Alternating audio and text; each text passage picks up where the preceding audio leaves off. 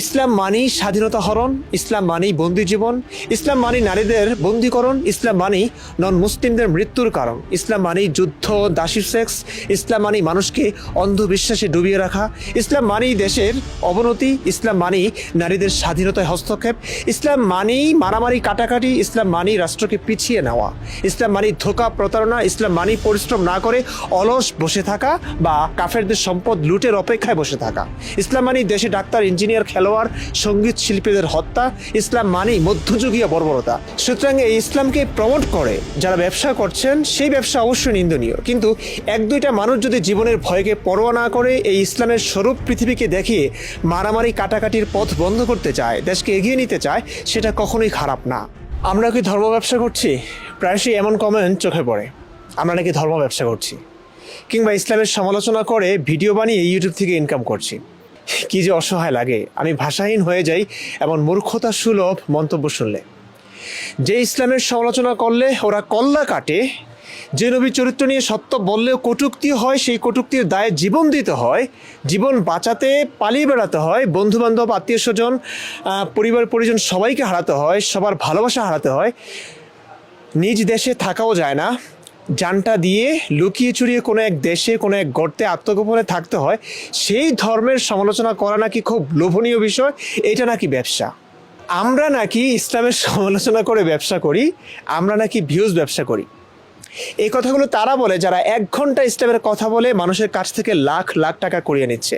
এই কথাগুলো তারা বলে যারা ইসলামের কথাগুলো নিজেদের স্বার্থে মন গড়া ব্যাখ্যা করে প্রচার করে সরলমনা মানুষদের কাছ থেকে কারি কারি টাকা আদায় করে নিচ্ছে। এই কথাগুলো তারা বলে যাদের ইসলাম বিক্রি করে খাওয়া ছাড়া আর কোনো যোগ্যতাই নেই। এই কথাগুলো তারা বলে যারা নিজেদের একটা কথাও রেফারেন্স ছাড়া বলবে না, মন মতো জোরাতালি দিয়ে ইসলামের কথাগুলো বলে নিজ দেশে পরিবার পরিজন নিয়ে আরাম আয়েশে থাকছেন, এবং আমরা যখন প্রতিটি কথা রেফারেন্স দিয়ে বলছি এরা মানুষদের বোঝাচ্ছে, শোনাচ্ছে যে নাস্তিকদের কথা শোনা যাবে না, মুরতাদদের কথা শোনা যাবে না, আমাদের নাকি বাংলার মাটিতে ঠাঁই হবে না, আমাদের নাকি বেঁচে থাকবার অধিকার নেই। জি, এরাই বলছে আমরা নাকি ইসলামের সমালোচনা করি টাকার জন্য। কি বলবো আর, যেখানে এই বিষয়ে কথা বলবার কারণে বাংলাদেশের অনেক জ্ঞানীগুণী মানুষকে, পৃথিবীর নানান জায়গার অনেক জ্ঞানীগুণী মানুষকে ওরা কুপিয়ে মেরেছে, যেখানে কথা বললেই ওরা হামলে পড়ে ওই মানুষটার উপরে, সে কোনোভাবে বেঁচে থাকলে তার পরিবারের উপর হামলে পড়ে, তাকে না পেলে তার বাড়ি ঘর জ্বালিয়ে দেয়, পুড়িয়ে দেয়, ভাঙচুর করে, লুটপাট করে, সেখানে ওরা বলছে ইসলামের সমালোচনা করে নাকি কেউ ব্যবসা করে। আমি এই ধরনের লোকদের ব্যাপারে কথা বলছি মনে হচ্ছে জড় পদার্থের সাথে কথা বলছি, অন্ধকে পথ দেখাচ্ছি। এরা কি আসলেই বুদ্ধি প্রতিবন্ধী? একটু কি ভেবেচিন্তে কথা বলেন এরা? আমি শুধু এদের একটা কথাই বলবো, যদি আপনাদের কাছে মনে হয় এটা খুবই লোভনীয় ব্যবসা, তাহলে প্লিজ আসুন আপনারাও কথা বলুন। আমরা তো এটাই চাই, এই রমরমা ব্যবসাটা আপনারাও করুন। নবী মুহাম্মদের চরিত্র, কোরআন হাদিস ঘাটাঘাটি করে সত্যটা বলুন, রাত দিন গবেষণা করে একদম সহি ইসলামের কথাটা, রূপটা মানুষের কাছে, জাতির কাছে উপস্থাপন করুন। ভাই, আমরা তো আপনাকে স্বাগত জানাচ্ছি, উদাত্ত আহ্বান জানাচ্ছি এই কাজের প্রতি, এই পেশার প্রতি। আসুন ভাই, আসুন সত্যের পথে, মুক্তির পথে, আপনাদের ভাষায় রমরমা ব্যবসার পথে। পারবেন আমার মতো কথা বলতে? সাহস আছে?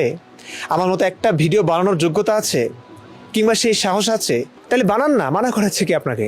জানি এক্ষেত্রে বলবেন আমরা আপনার মতো হবো কেন, আমরা কি আপনার মতো ইসলামী অবিশ্বাসী কিংবা ইসলাম বিরোধী? আরে ভাই, আমি কবে ইসলামী অবিশ্বাসী ছিলাম? আমি কবে ইসলাম বিদ্বেষী ছিলাম? হাফেজ মওলানা মুফতি হয়েছে ইসলামের সমালোচনা করতে, নাকি ইসলাম ভালোভাবে বুঝে মানুষকে বোঝাতে? নিশ্চয়ই ইসলাম ভালোভাবেই বুঝে মানুষকে বোঝাতেই তো। কিন্তু তারপর মনে হলো হাজার সমস্যা, অসঙ্গতি, ভুল, স্ববিরোধী বক্তব্যে ভরপুর, তদুপরি এই ধর্মের জন্য মানুষ মারার বিধান, দাসী সেক্স, পরাধীনতার শিকল পরানো নারীদের পায়ে, তারপর আর মানতে পারলাম না। সহস্র প্রতিকূলতা কাটিয়ে উপেক্ষা করে এই কণ্ঠকাকীর্ণ ঝুঁকিবহুল বিপদসংকুল পথে পা বাড়ালাম। জানি এখানে পদে পদে মৃত্যু উৎপেতে আছে আমার জন্য, কোথাও আমরা নিরাপদ নই, জানি অর্থ কষ্ট হবে, জানি ভালোবাসাগুলো ঘৃণায় পরিণত হবে, তারপরেও আমার কাছে যা মিথ্যে, অসত্য, বানোয়াট, সেটার সাফাই গিয়ে মানুষকে ধোঁকা দিতে চাইছিলাম না। তাই আমি এই পথে পা বাড়িয়েছি, এই পথে এসেছি। ইনকামের কথা যদি বলি, একটা ভিডিওর জন্য ইউটিউব থেকে $4-5 পাই, একটু কম বেশি পাই, অথচ এই এক ভিডিওর জন্য যে পরিশ্রম আমি করি, যে সময় আমি দেই, তার 100 ভাগের 1 ভাগও যদি ইসলামের পক্ষে দিতাম, রেফারেন্স ছাড়া আল্লাহ নবীর ভালোবাসা প্রকাশ করে নিজ দেশে ওয়াজ করতাম, তাহলে এই এতটুকু কথার জন্য পেতাম কমপক্ষে 1 লাখ, কমপক্ষে। এবার বুঝলেন? এই সত্যটা অনেকে উপলব্ধি করবেন জানি, কারণ ফেসবুক থেকে একটা পয়সাও ইনকাম হয় না। ধর্মবিরোধী কথা বলে ধার্মিকদের আক্রমণের শিকার হতে হয় প্রতিনিয়ত। আইডি বারবার খেয়ে দেয়, একটা পোস্ট করলেই ঝাঁপিয়ে পড়ে, পেজে রিপোর্ট মেরে মনিটাইজেশন বন্ধ করে দেয়। ইউটিউবেও করে, কিন্তু ইউটিউবটা ফেসবুকে চাইতে একটু ভালো, সতর্ক তারা। তারপরে ধর্মের সমালোচনা, যেহেতু ধর্মের সমালোচনা মানেই রক্ত, খুন, ধর্ষণ, গণহত্যা, দাসী সেক্স ইত্যাদি অপ্রীতিকর এবং ইউটিউব অ্যালগরিদমে নিষিদ্ধ শব্দগুলো বলতে হয়। এতে কেউ স্পন্সর করে না, অ্যাড পাওয়া যায় না, মানে ইনকামের পথ প্রায় সকল পথই বন্ধ। তারপরে এত পরিশ্রমের পর কিছু মানুষ ভিডিও দেখে দুবেলা খেতে পারার অর্থ আসে, এতটুকুই। অথচ আমরা নাকি ধর্ম ব্যবসা করছি। আরে ভাই, আমার খেয়ে দেয়ে কাজ নেই, আমি ইসলামের সমালোচনা করে নিজের জীবনের সবটুকু সুখ হারাবো? কত সুন্দর পেশা ছিল, আমি লেখক, অনুবাদক, সম্পাদক। এই কাজ করেও বেশ টাকা ইনকাম করেছিলাম নিজের দেশে থেকে।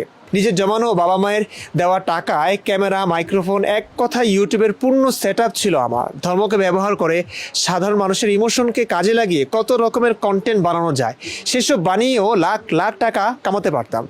এত ঝুঁকি থাকতো না আমার নিজের লাইফে, নিজের জীবনে।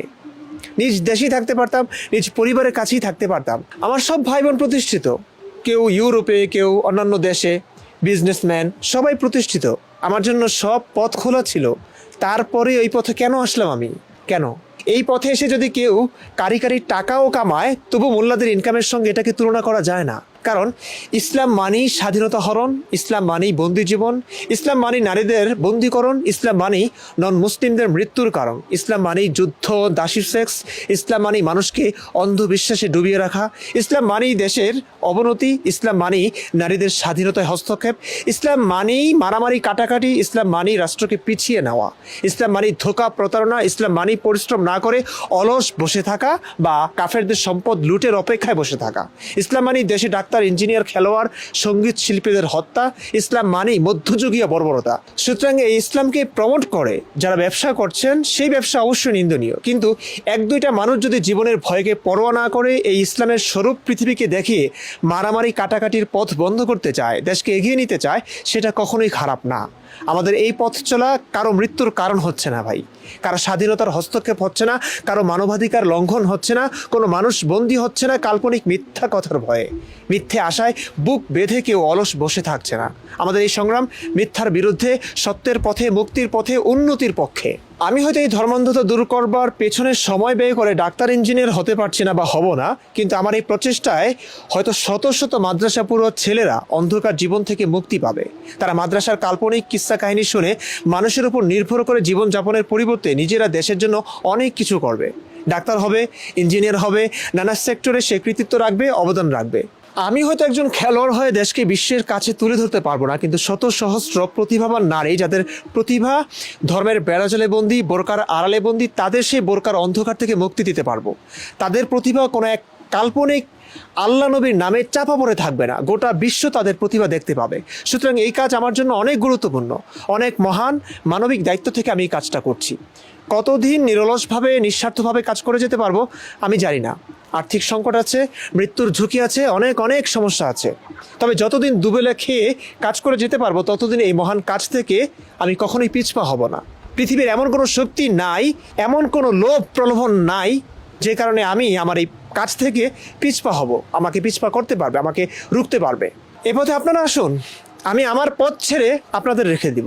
আমি একটু হাঁপ ছেড়ে বাঁচি তাহলে ভাই। অনেক যোগ্যতা আছে, অনেক ট্যালেন্ট আছে, অনেক কিছু করা যায় পৃথিবীতে, অন্তত আমি করতে পারবো। সত্যিকার অর্থেই আমি যে কাজটা করছি, এভাবে যদি কেউ কাজ করতে পারেন আর 10টা মানুষ আসতে পারেন, 10জন আলেম আসতে পারেন, আমি আমার পথ ছেড়ে দেব। আমি আমার ইউটিউব সেট আপ, কত ক্যামেরা ট্যামেরা সব কিছু ভালো ভালো কিনেছি, আমি সব আপনাদেরকে দিয়ে দিব। আমি চাই আপনারা এই কাজগুলো করুন, এই কথাগুলো বলুন, মানুষের মুক্তির জন্য কাজ করুন, ধর্মান্ধতা দূর করুন। এই যে মানুষগুলো অন্ধকারে ডুবে আছে, আল্লাহ নবীকে ভালোবেসে তারা 5 ওয়াক্ত নামাজ পড়ছে, পুরো জীবনটা ধর্মের কাল্পনিক এই বিধানগুলোর কাল্পনিক কিস্সা কাহিনী শুনে এই পুরো জীবনটাকে শৃঙ্খলাবদ্ধ করছে, তাদের পায়ের শিকল, এই শিকল থেকে তাদেরকে মুক্তি দিন। আমি আমার পথ ছেড়ে দিব ভাই, আমি আমার সবটুকু আপনাদেরকে দিয়ে আমি অন্য কাজে যাব। আমার ইচ্ছে আছে আমি সিনেমা বানাবো, আমি অনেক গল্প লিখতে পারি, আমি অনেক বিনোদনের অনেক কাজ করে আমি ভালো টাকা ইনকাম করতে পারবো। আসুন আপনারা, আমি স্বাগত জানাবো, আমি আমার পথ ছেড়ে দেব।